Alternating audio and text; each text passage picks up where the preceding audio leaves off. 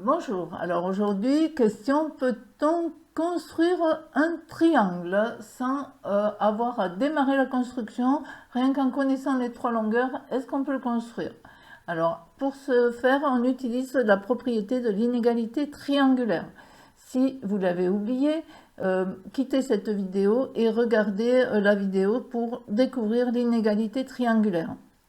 En gros, elle repose sur le fait que lorsque vous tracez un triangle au compas, vous commencez par construire un premier côté et vous tracez les deux arcs de cercle au compas pour les deux autres côtés.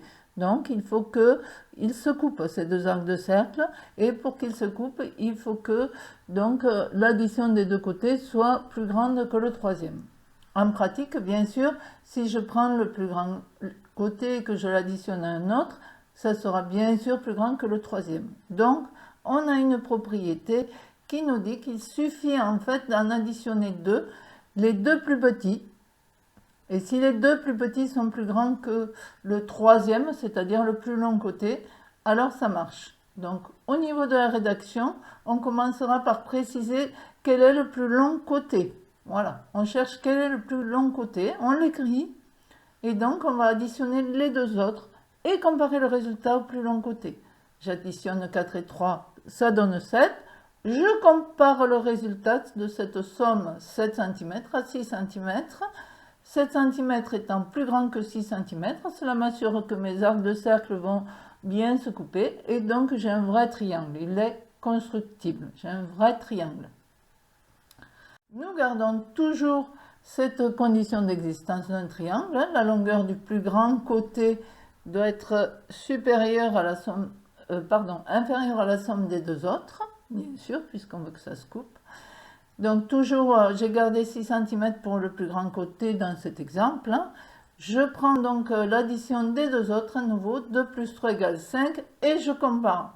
Malheureusement, cette fois, 5 est plus petit que 6. Donc, notre triangle, ça ne va pas fonctionner si je trace mes deux arcs de cercle 2 et 3, imaginez-le un petit peu, ils ne vont pas se couper. Ce qui veut dire que le triangle n'est pas constructible. En fait, ça n'existe pas là. Dans ce cas-là, c'est pas possible de placer les trois points de cette façon. Et entre les deux, il y a le cas d'égalité. Par exemple, si j'avais pris 2, 4 et 6. Que se passe-t-il si j'ai pris 2, 4 et 6? Vous l'avez vu aussi dans la leçon. Je vous le rappelle donc. Est-ce qu'on peut tracer? Eh bien, qu'est-ce qui se passe? Toujours la même méthode. Je prends 6, j'additionne les deux autres, mais cette fois, c'est un cas d'égalité. Eh bien, vous l'avez vu dans votre leçon, dans le cas d'égalité, les trois points sont alignés. On peut dire aussi que le triangle est aplati. En voici un exemple. Voilà. Si j'ai 2 et 4 ici, avec mes arcs de cercle, ça va forcément se couper sur le segment qui mesure 6. Voilà, j'espère que ça vous a bien aidé. Retenez bien la méthode, regardez à loisir cette vidéo si nécessaire. Vous avez la méthode pour rédiger aussi, c'est la bonne. Allez, je vous souhaite bon courage. N'oubliez pas de cliquer sur j'aime, à plus.